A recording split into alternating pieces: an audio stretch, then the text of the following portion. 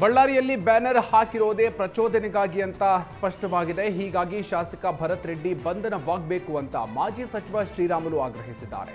ಮೊದಲಿನಿಂದಲೂ ಗಲಾಟೆ ಕುರಿತು ದಾಖಲಾತಿ ಇದೆ ಅಂತ ಹೇಳಿದೆ. ಅದಕ್ಕೆ ಪೂರಕವಾಗಿ ಸಾಕಷ್ಟು ವಿಡಿಯೋ ದಾಖಲೆಗಳನ್ನು ಜನರ ಮುಂದಿಟ್ಟಿದ್ದೀವಿ. ಪ್ರಾರಂಭದಿಂದ ಹತ್ಯೆಯಾಗೋವರೆಗೂ ಎಲ್ಲ ಘಟನೆ ಕೂಡ ನಮ್ಮ ಕಣ್ಮುಂದೆ ನಡೆದಿದೆ. ಯಾವುದೇ ತನಿಖಾ ಸಂಸ್ಥೆ ಕೇಳಿದ್ರು ಕೂಡ ದಾಖಲಾತಿಯನ್ನು ಕೊಡ್ತೀವಿ. ಆದರೆ ಸರ್ಕಾರ ಗಲಭೆಗೆ ಕಾರಣರಾದ ಶಾಸಕರನ್ನ ರಕ್ಷಣೆ ಮಾಡೋದಕ್ಕೆ ಹೊರಟಿದೆ. ಸದ್ಯ ಸಿಐಡಿಗೆ ಕೊಟ್ಟಿದ್ದಾರೆ. ತನಿಖೆ ಆಗಲಿ, ಸತ್ಯಾಸತ್ಯತೆ ಹೊರಗೆ ಬರಲಿ. ಶಾಸಕರ ಬಂಧನ ಆಗೋವರೆಗೂ ಹೋರಾಟ ನಿಲ್ಲೋದಿಲ್ಲ.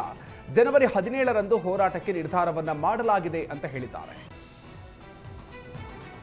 ಗಲಾಟಿ ಅನ್ನೋದಕ್ಕಿಂತ ಬ್ಯಾನರು ಹಾಕಿರೋದೇ ಪ್ರಚೋದನೆ ಅನ್ನೋಂಥ ಮಾತನ್ನು ಹೇಳೋದ್ರ ಮೂಲಕ ಎಲ್ಲವನ್ನು ಕೂಡ ಬಿಡಿಸಿ ಎಲ್ಲ ದಾಖಲಾತಿಗಳನ್ನು ಎಲ್ಲ ವಿಡಿಯೋಗಳನ್ನು 1ನೇ ತಾರೀಕಿನಿಂದ 7 ಗಂಟೆಗೆ ಆದಂಥ ಗಲಭೆಯಿಂದ ನಂತರ ಎಲ್ಲ ದಾಖಲಾತಿಗಳನ್ನು ಕೊಡೋಂಥ ಕೆಲಸ ನಾನು ಮಾಡಿದ್ದೇನೆ.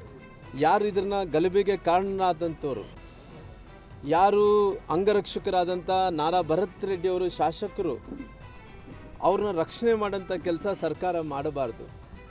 ಇಲ್ಲಿ ತನಕ ಆಗಿದೆ. ಇವತ್ತು ಯಾಕೆ ಶಾಸಕರನ್ನ ಬಂಧಿಸಿಲ್ಲ ಅನ್ನೋಂಥ ಪ್ರಶ್ನೆಯನ್ನು ನಾನು ಕೇಳಬೇಕಾಗುತ್ತೆ.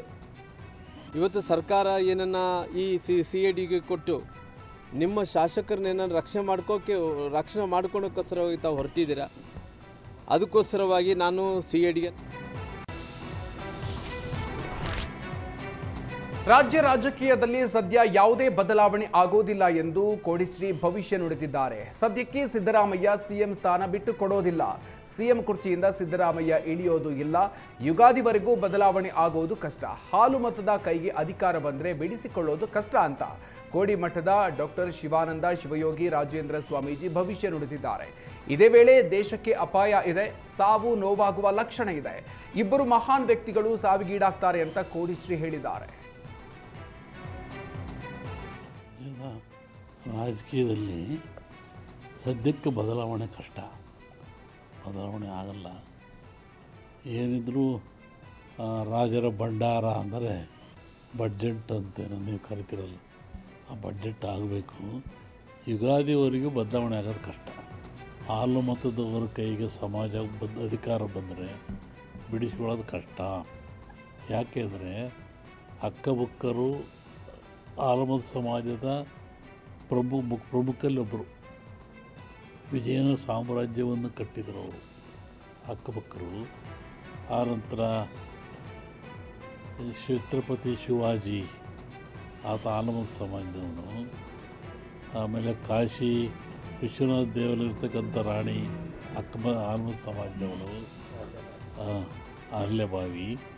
ಹಾಗಾಗಿ ಆ ಒಂದು ಸಮಾಜ ಪ್ರಾಚೀನವಾದ ಸಮಾಜ, ಅದು ಒಂಥರ ದೈವಗೊಳ್ಳತಕ್ಕಂಥ ಸಮಾಜ. ಆ ಸಮಾಜದಲ್ಲಿ ಮೊಟ್ಟ ಮೊದಲನೆಯ ಮುಖ್ಯಮಂತ್ರಿ ಸಿದ್ದರಾಮಯ್ಯ ಸಮಾಜ ಪರವಾಗಿ. ಹಾಗಾಗಿ